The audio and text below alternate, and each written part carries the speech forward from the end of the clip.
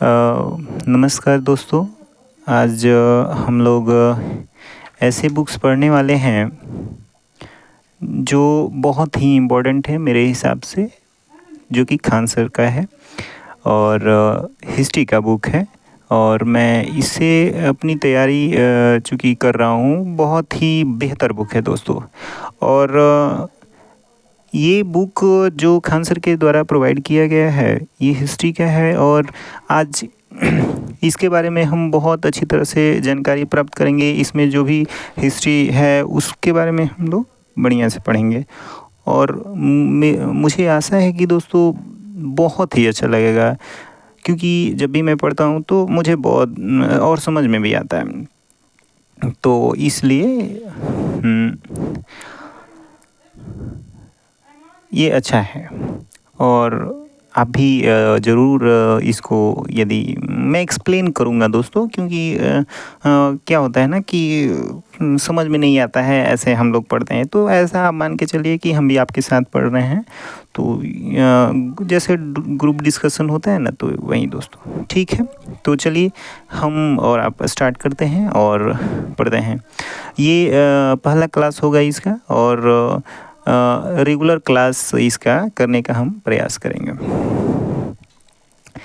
और करेंगे भी, और इसका हम प्लेलिस्ट डाल देंगे। ठीक है दोस्तों, प्लेलिस्ट डाल दिया जाएगा। तो चलिए इसका फर्स्ट चैप्टर स्टार्ट करते हैं। जैसा कि ये यदि हम देखें तो प्राचीन इतिहास, जिसके नीचे ये एंसेंट हिस्ट्री लिखा गया है दोस्तों। यहाँ से हम चालू करेंगे तो और भी क्लियरली रूप से देखेंगे कि प्राचीन इतिहास जो कर रहा है, हिस्ट्री जो होता है दोस्त, वो तीन तरह का होता है: प्रागैतिहास काल, अद्यैतिहासिक काल और ऐतिहासिक काल। तो प्रागैतिहासिक ऐतिहासिक काल को हम कहते हैं प्री हिस्टोरिक, और अद्यैतिहासिक को कहते हैं प्रोटो हिस्टोरिक, और ऐतिहासिक को कहते हैं हिस्टोरिकल। ठीक है, प्राग इतिहास को और दोस्तों प्राग इतिहास, आद्य इतिहास और ऐतिहासिक को कई भागों में बांटा गया है और इसको और बेहतर ढंग से हम लोग पढ़ने का प्रयास करेंगे और पढ़ेंगे। ठीक है, चलिए प्राग इतिहास काल में क्या क्या किस किस चीज़ें के बारे में पढ़ना है और क्या क्या होता है: पूरा पाषाण काल, मध्य पाषाण काल, नव पाषाण काल और ताम्र पाषाण काल। पूरा पाषाण काल को क्या कहते हैं देख लीजिए: प्लाओलिथिक पीरियोडिक ना, मेसोलिथिक पीरियड। ठीक है, और नव पाषाण को कहते हैं नियोलिथिक पीरियड और ताम्र पाषाण को कहते हैं कोलकोलिथिक पीरियड, कैल्कोलिथिक पीरियड। ठीक है, आद्य ऐतिहासिक काल में हमें क्या किस किस चीज़ के बारे में पढ़ना है? हमें सिंधु सभ्यता के बारे में पढ़ना है, कांसा के बारे में पढ़ना है, हड़प्पा के बारे में पढ़ना है। और ऐतिहासिक काल में हम क्या क्या पढ़ेंगे? प्राचीन काल के बारे में पढ़ेंगे, मध्यकाल के बारे में पढ़ेंगे और आधुनिक काल के बारे में पढ़ेंगे, नेहरू काल के बारे में पढ़ेंगे और विश्व के इतिहास के बारे में पढ़ेंगे। ठीक है, और चलिए देखते हैं यहाँ पे।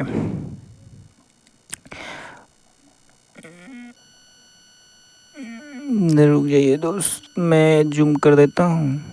चलिए,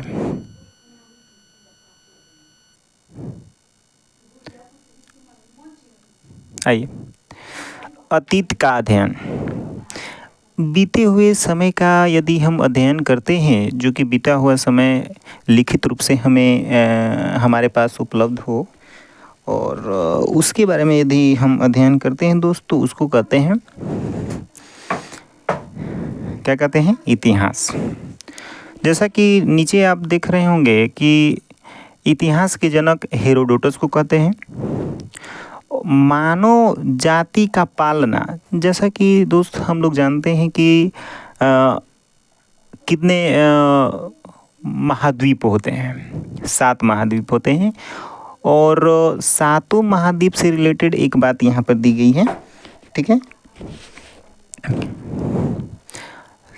एशिया महाद्वीप, एशिया, अफ्रीका, उत्तरी अमेरिका, दक्षिणी अमेरिका, अंटार्कटिका, यूरोप और ऑस्ट्रेलिया, इस तरह से 7 गो होता है।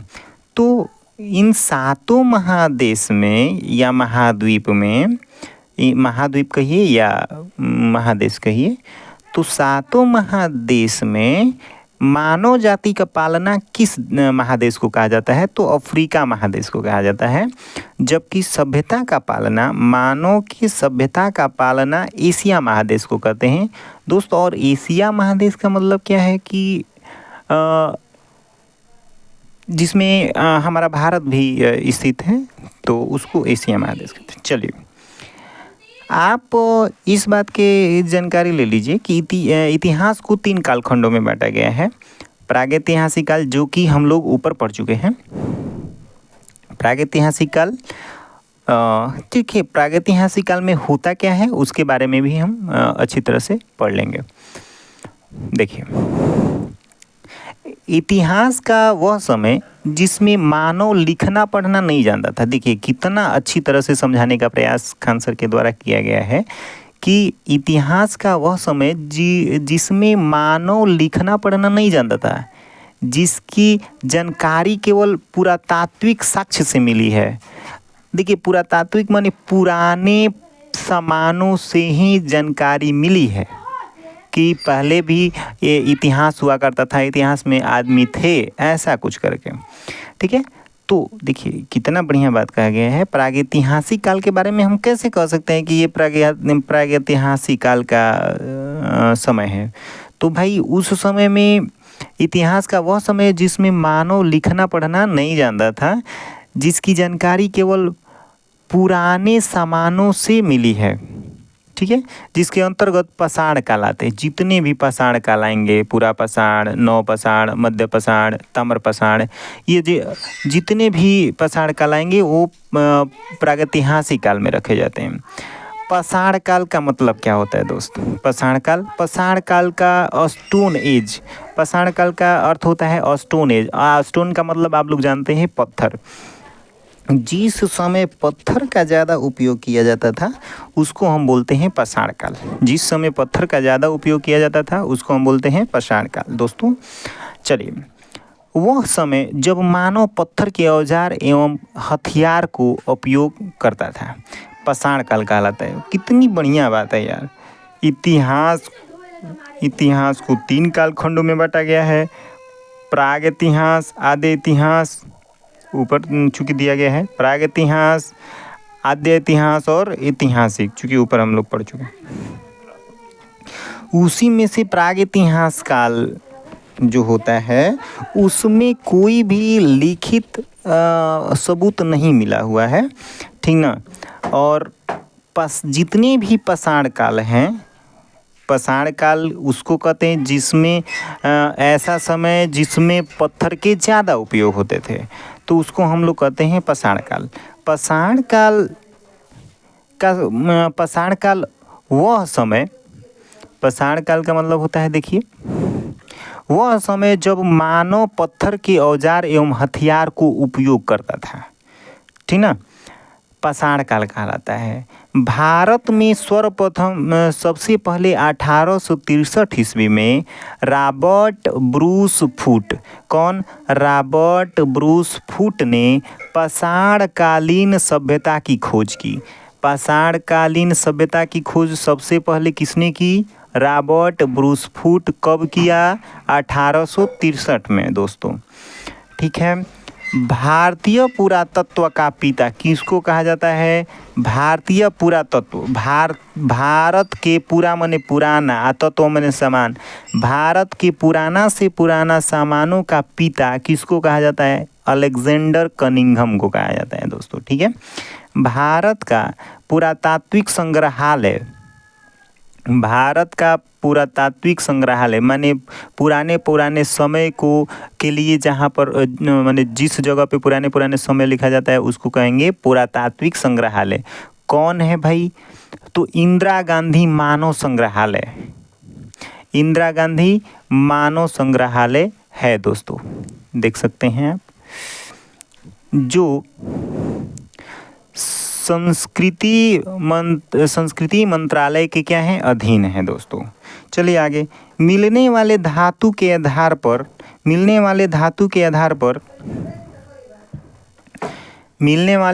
के आधार पर नामकरण क्रिश्चियन थॉमस ने किया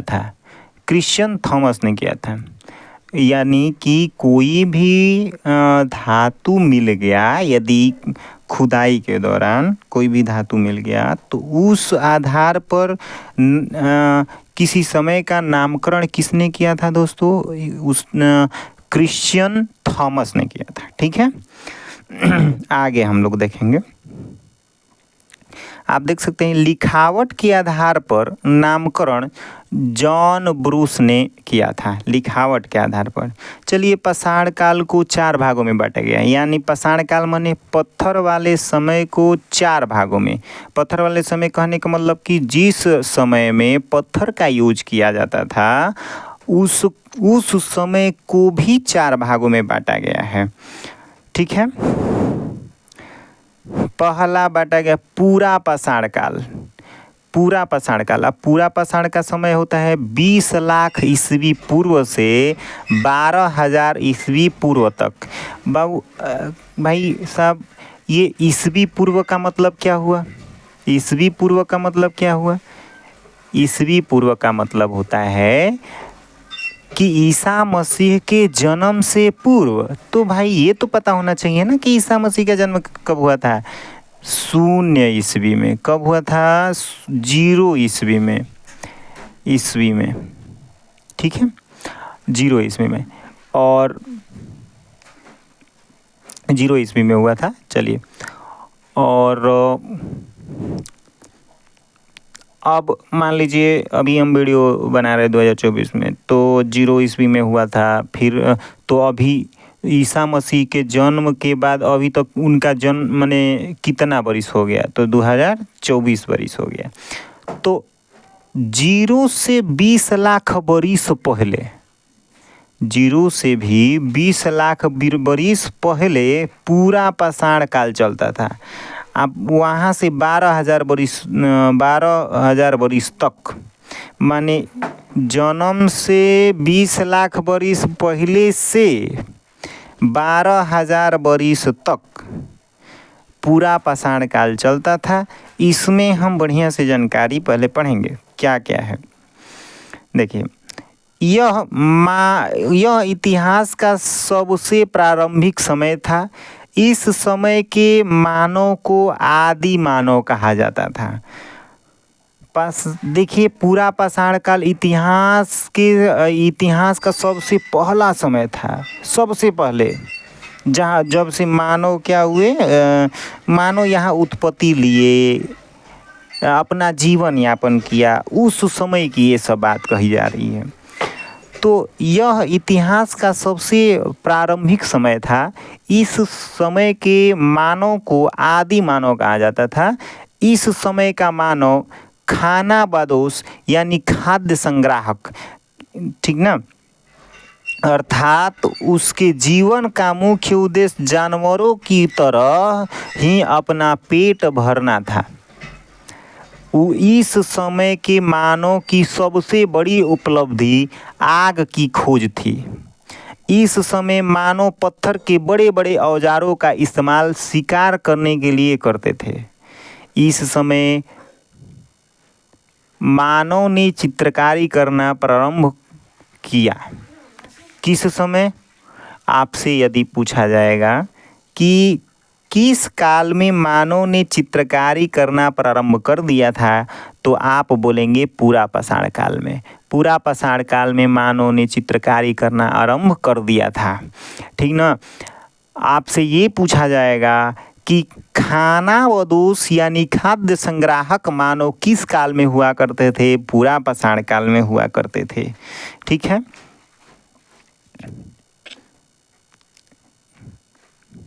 आदि मानव का समय, आदि मानव कब हुआ करते थे? तो पूरा पाषाण काल में। पूरा पाषाण काल का समय कब हुआ, कब तक होता है?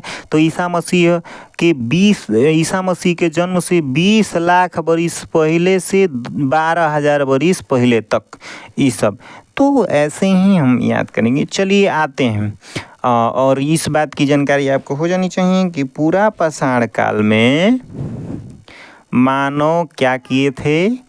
पूरा पाषाण काल में ही मानव चित्रकारी करना प्रारंभ कर दिए थे। चलिए, भीमबेटका के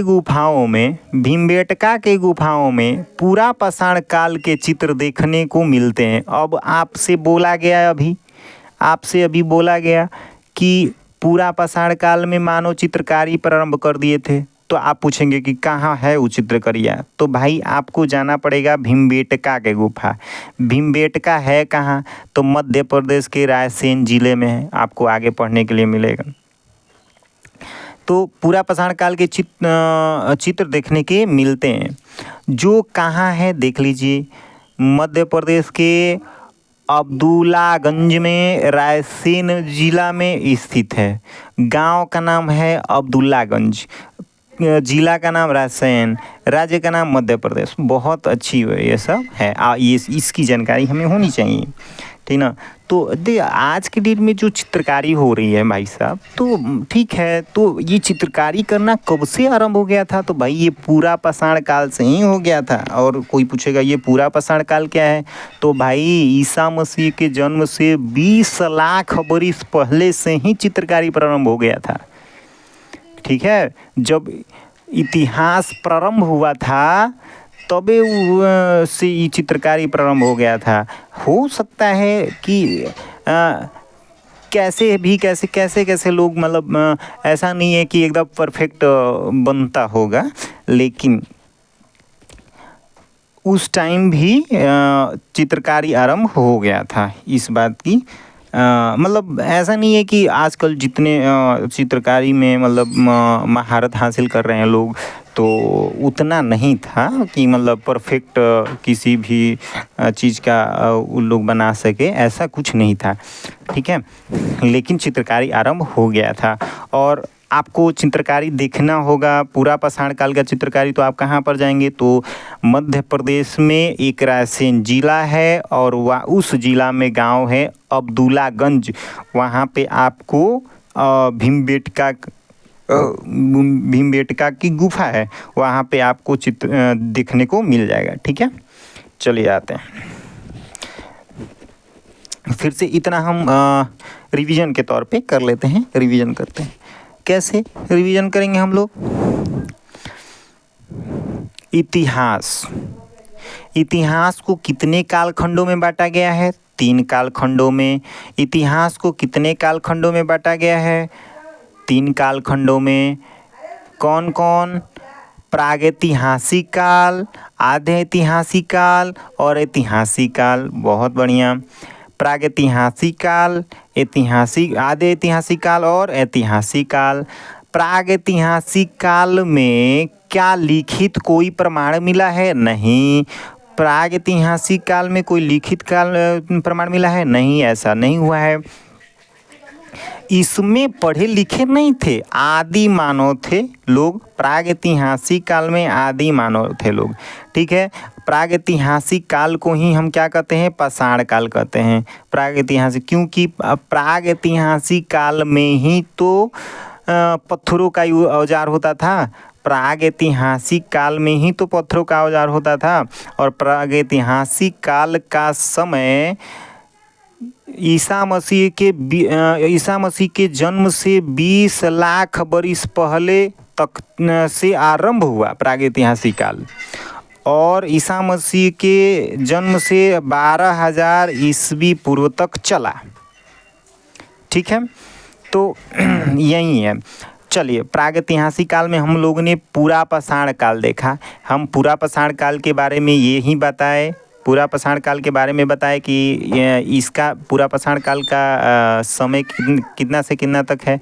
तो 20 लाख बरिस, ईसा मसीह के जन्म से 20 लाख बरिस से चालू हो गया था पूरा पाषाण, और 12,000 बरिस तक चला। इसमें हम लोग बहुत सारे चीज़ देखे कि इस काल में जो मानव हुआ करते थे उनको किसी भी तरह का वस्त्र पहनने का शौक है ऐसा कुछ नहीं था। उनको समझदारी नहीं थी, बस खाद्य संग्राहक थे। खाद्य संग्राहक का मतलब कि खाना बटोर बटोर के कहीं घूम घूम के खाना खाते थे, ऐसा कुछ नहीं है। एकदम माने घूम घूम के खाना खाते थे, बस यही है। ठीक है, तो आपको दिख रहा होगा कि खाना बदोश थे। खाना बदोश का मतलब होता है खाद्य संग्राहक, यानी कि जीवन का उनका मुख्य जानवरों की तरह व्यतीत कर रहे थे पूरा पाषाण काल। और आपको बता दें कि पूरा पाषाण काल में ही क्या हो गया था। पूरा पाषाण काल में ही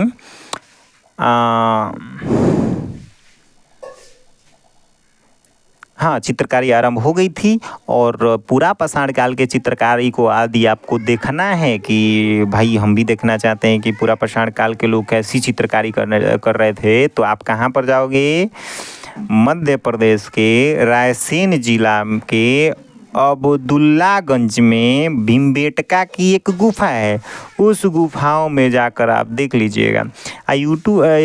आप गूगल पे कभी लिखिएगा ना भीमबेटका के गुफा की चित्रकारी, तो आपको देखने के लिए मिल जाएगा। घोड़ा नियन मिलेगा, कभी कभी लगेगा कि बकरी पे आदमी बैठा है तलवार लेके, तो ऐसा आपको दिखने के लिए मिलेगा। ठीक है, चलिए आते हैं।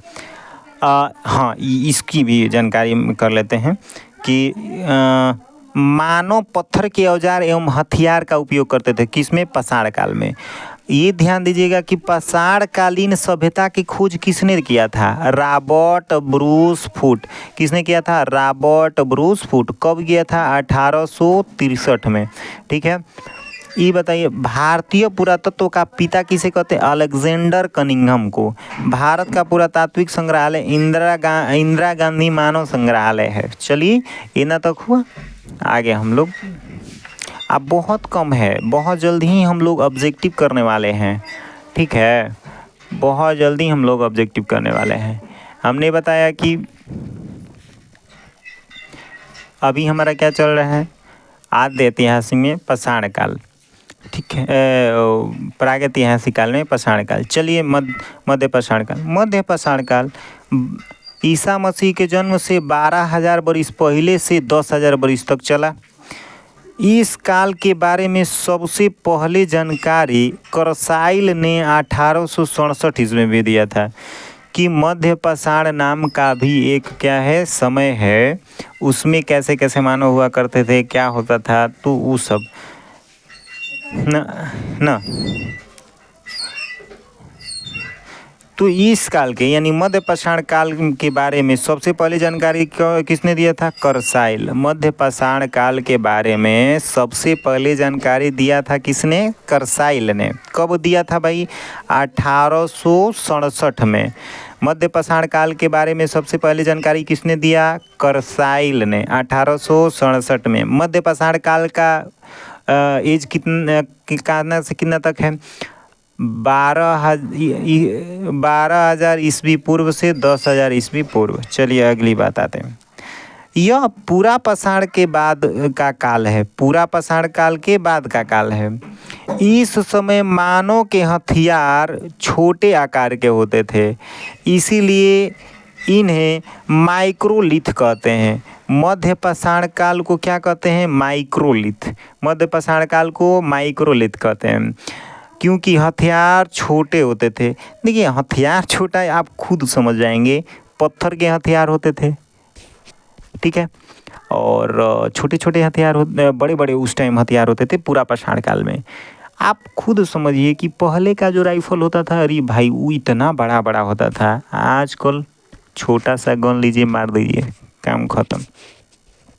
ठीक है, छोटा सा गन ले गए तो देखिए एकदम काटा वोटा हो गया है, सिक्सर हो गया है, कितना छोटा छोटा आ गया है। तो पहले इसी तरह समझिए कि पहले हथियार बड़े होते थे और आज के हथियार छोटे हो गए हैं। यानी कि पूरा पाषाण काल में हथियार बड़े होते थे, मध्य पाषाण काल में हथियार छोटे हो गए और इसीलिए मध्य पाषाण काल को हम क्या कहते हैं, माइक्रोलिथ कहते हैं। इस समय के मानव की सबसे प्रमुख कार्य अंत्योष्टि कार्यक्रम है। अंत्योष्टि माने अंतिम संस्कार।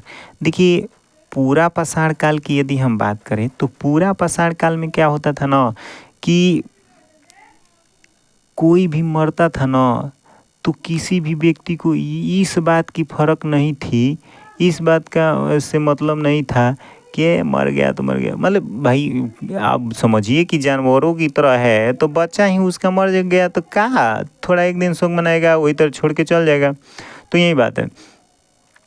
तो क्या हुआ ना कि मध्य पाषाण काल में सोचने लगे कि अरे भाई इसी तरह से रखने पर महक रहा है, ये हुए, तो उसको अंत्योष्टि कार्यक्रम किया गया। जलाना चालू किया गया होगा या दफनाना चालू किया गया होगा, ऐसा ही कुछ। ठीक है, अंत्योष्टि कार्यक्रम हो रहा है था मध्य पाषाण काल में, और आज तक भी अंत्योष्टि कार्यक्रम चल रहा है, जलाने वाला कार्यक्रम चल रहा है। तो इस तरह से हम कह सकते हैं कि ये वाली जो परंपरा है, क्या नई परंपरा है, ये हमारी बहुत पुरानी परंपरा है, भारत की सबसे पुरानी परंपरा है, क्योंकि ये मध्य पाषाण काल की बात है ना।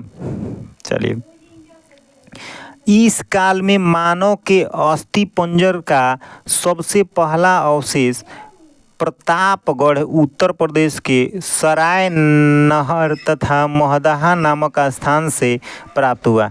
मानव के अस्थि पंजर माने कंकाल, मानव के कंकाल पहले कहाँ से प्राप्त किया गया? देखिए कोई था नहीं ना भाई, ये खोज के पता लगाया, इसलिए इसको कहा जा रहा है कि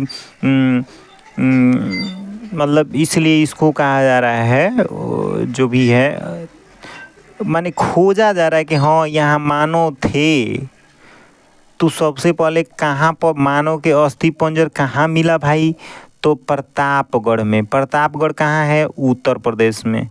आप प्रतापगढ़ के माने जो कि उत्तर प्रदेश के प्रतापगढ़ के सराय नहर कोई स्थान होगा, महदहा नाम का कोई स्थान होगा वहाँ पे। तो चलिए, मानव के अस्थि पंजर कहाँ से प्राप्त हुए हैं? मानव के अस्थि पंजर कहाँ से प्राप्त हुए हैं?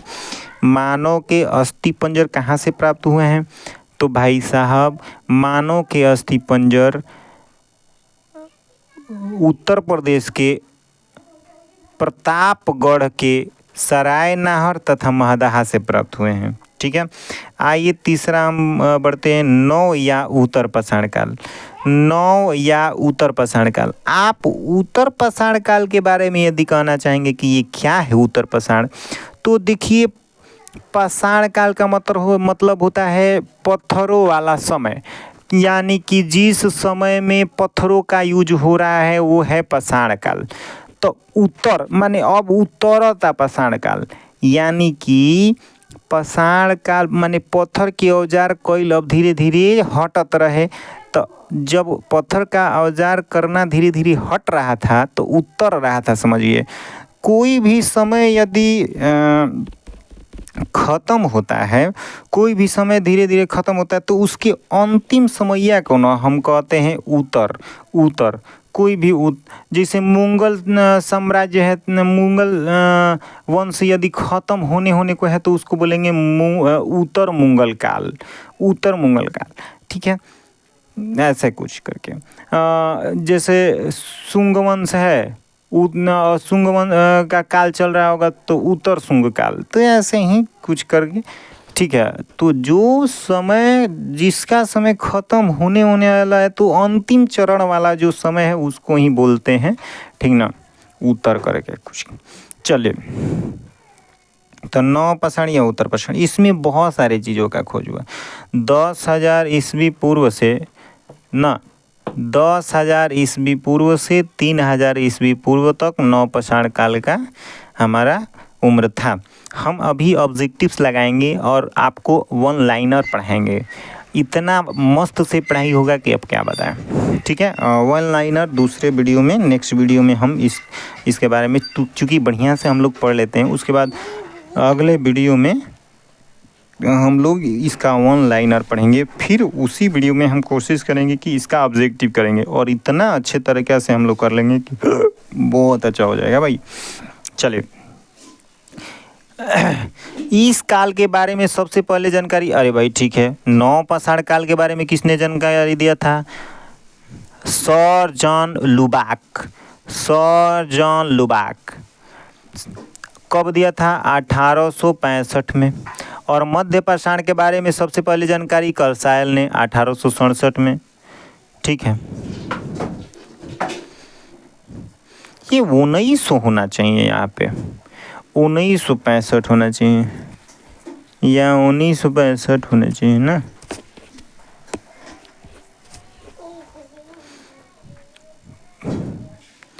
मेरे हिसाब से 1965 लिख लेते हैं। चलिए, नौपाषाण काल का एज आपने देखा।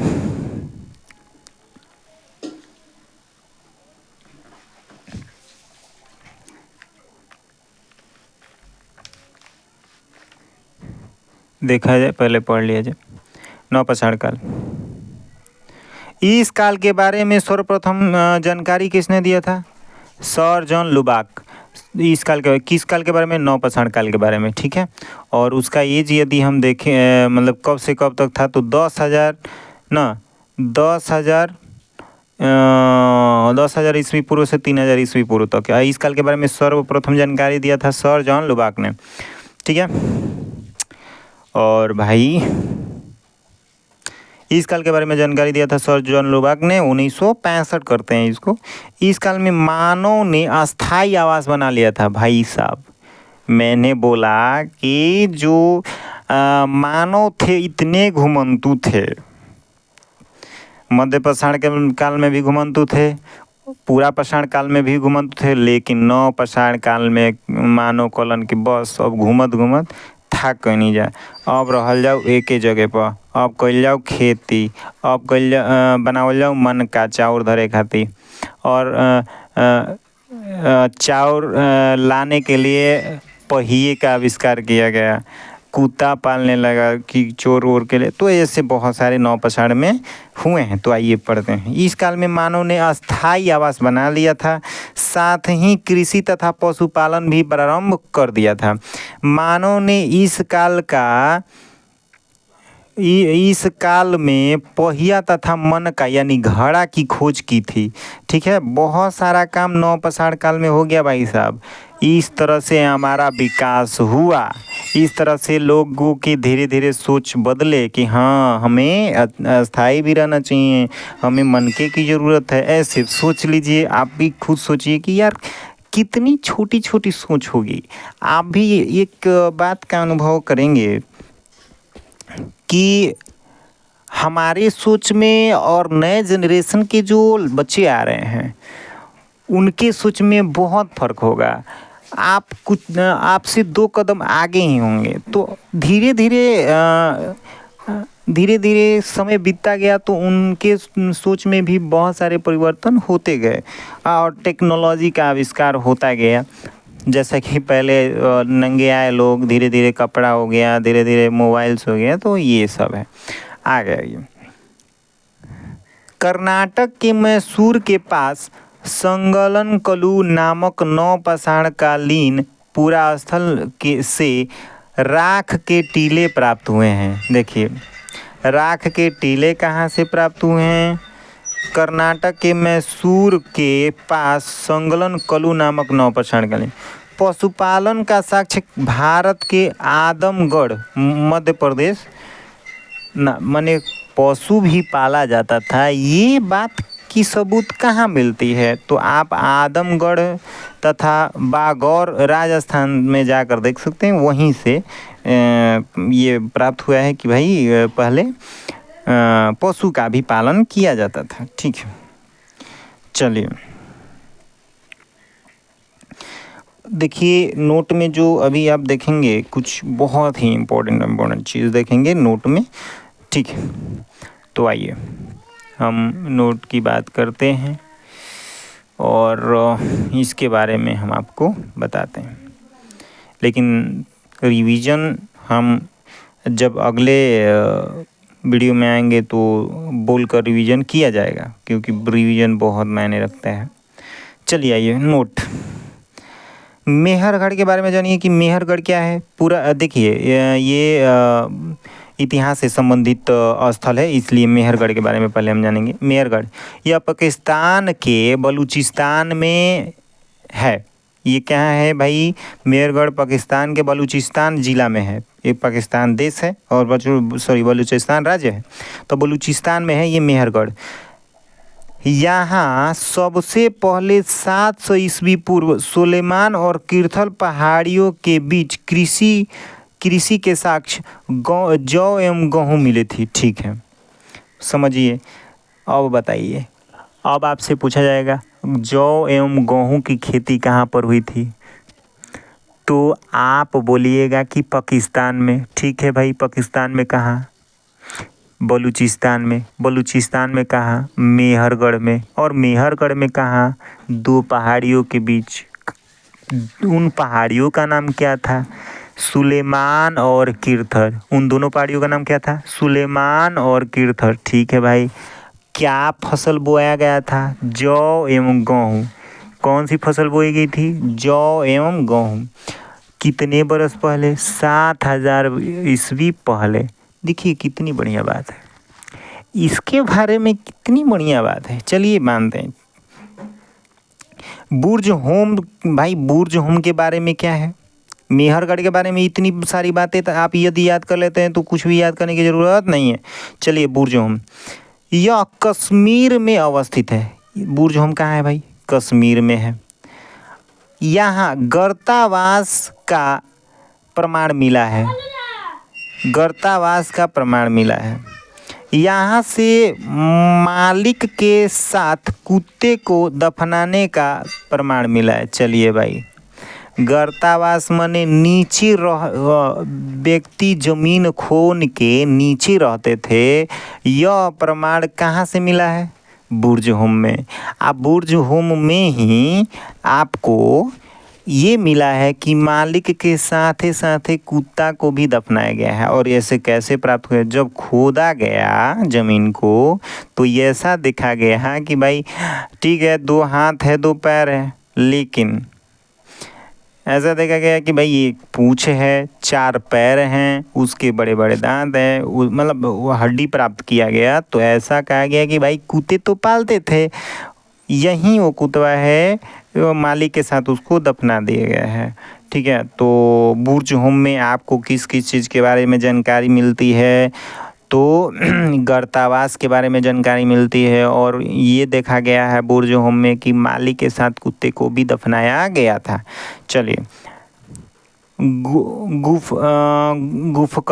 गुफकराल के बारे में आप दें। यहाँ से मृदभांड माने माटी के घड़ा का पहला प्रमाण मिला है। भाई गुफकराल में माटी के जो मिट्टी का बना हुआ मनका होता है ना, वहीं यूज हुआ है। वहाँ पे प्रमाण मिला है कि वहाँ पे कुलडीहवा में क्या हुआ है। या कुलडीहवा है कहाँ? यह उत्तर प्रदेश के बेलन घाटी में स्थित है। उत्तर प्रदेश के कहाँ? बेलन घाटी में। और यहाँ पर चावल के प्राचीनतम साक्ष्य मिला है। चावल के प्राचीनतम 6000 ईस्वी पहले। चिरांद, यह बिहार के सारण जिला में स्थित है। चिरांद कहाँ है? बिहार के सारण जिला में स्थित है। यहाँ से प्रचुर मात्रा में हड्डी के उपकरण मिले हैं। देखें, हड्डी के उपकरण माने हड्डी से तलवार बनाया गया, हड्डी से भाला बनाया गया, हड्डी से बहुत सारे चीज़, बहुत सारे औजार का मतलब किसी से लड़ने के लिए ऐसा कुछ औजार के रूप में। और कुछ औजार तो ऐसे होते थे जो लोग माला जैसा पहनते थे। तो ये सब कहाँ आपको मिला? चिरांद। चिरांद कहाँ है भाई? तो तो बिहार के सारण जिले में स्थित है और यहाँ से आपको प्रचुर मात्रा में बहुत अधिक मात्रा में हड्डी के उपकरण मिले हैं। चलो लेहुरा देह यहाँ से नवीनतम सबसे प्राचीन चावल का साक्ष्य 9000 ईस्वी से 7000 ईस्वी के बीच प्राप्त हुआ था। चावल का बहुत कम। दमदमा के बारे में, दमदमा यहाँ एक ही कब्र से 3 मानव कंकाल मिले हैं। दमदमा से मानव द्वारा पाला गया पहला पशु कुत्ता। ठीक है, मानव द्वारा पाला पशु कुत्ता। ताम्रपाषाण के बारे में देख लिया जाए। ताम्रपाषाण काल, यह पाषाण काल का अंतिम समय था। इस समय तांबे की खोज हुई थी, जिस कारण औद्योगिकीकरण शुरू हो गया। औद्योगिकीकरण का विस्तृत रूप सिंधु सभ्यता में देखने को मिलता है। नवदा टोली मध्य प्रदेश का एक महत्वपूर्ण ताम्रपाषाणिक पुरास्थल है, जिसकी उत्खनन HD संकालिया ने कराया था। मानव द्वारा खोजी गई पहली धातु तांबा थी। कितनी अच्छी बात है, हमें इस सारी चीज़ के बारे में जानकारी बहुत अच्छी तरह से हुई। चलिए हम पूछ लेते हैं और बहुत जल्दी रिवीजन कर लेते हैं। मेहरगढ़ पाकिस्तान के बलूचिस्तान में स्थित है। यहाँ से सबसे पहले 7000 ईस्वी पर पूर्व सुलेमान और किरथर पहाड़ियों के बीच कृषि होने का प्रमाण मिला और उस कृषि में जौ और गेहूं को बोया गया। ठीक है, तो मेहरगढ़ कहाँ पर स्थित है? पाकिस्तान में कहाँ? तो पाकिस्तान में बलूचिस्तान में स्थित है और बलूचिस्तान में 2 पहाड़ियों के बीच सुलेमान और किरथर। ठीक है। बुर्ज होम है कश्मीर में। यहाँ पे गर्तावास माने नीचे, धरती के कोन के नीचे रह रहे थे लोग, ऐसा प्रमाण मिला है बुर्ज होम से। और बुर्ज होम में ही यह देखने को मिला है कि माली के साथ कुत्ते को भी दफना दिया गया है। ठीक है।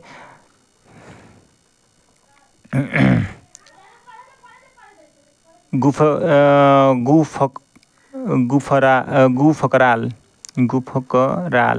ठीक है, गुफकराल। यहाँ से मृदभांड का पहला प्रमाण प्राप्त हुआ है। कोल्डियावा, यह उत्तर प्रदेश के बेलन घाटी में स्थित है। कोल्डियावा कहाँ स्थित है? उत्तर प्रदेश के बेलन घाटी में स्थित है। वहाँ से पर चावल का प्राचीनतम साक्ष्य मिला है। चिरांद, यह बिहार के सारण जिले में स्थित है। यहाँ से प्रचुर मात्रा में हड्डी के उपकरण चिरांद से, ठीक है, चिरांद से। लेहुरा देह, यहाँ से नवीनतम सबसे प्राचीन चावल का साक्ष्य मिला है। दमदमा से एक ही कब्र से 3 मानव के कंकाल मिले हैं। ठीक है, मानव द्वारा पाला गया पहला कुत्ता, खोजी गई पहली धातु। ठीक, तो इसी के साथ हम लोग कहानी को एंड करते हैं। और ये था खान सर जी के द्वारा पढ़ाया गया हिस्ट्री, और आशा करते हैं कि आपको बहुत अच्छा लगा होगा। पढ़ाई मन से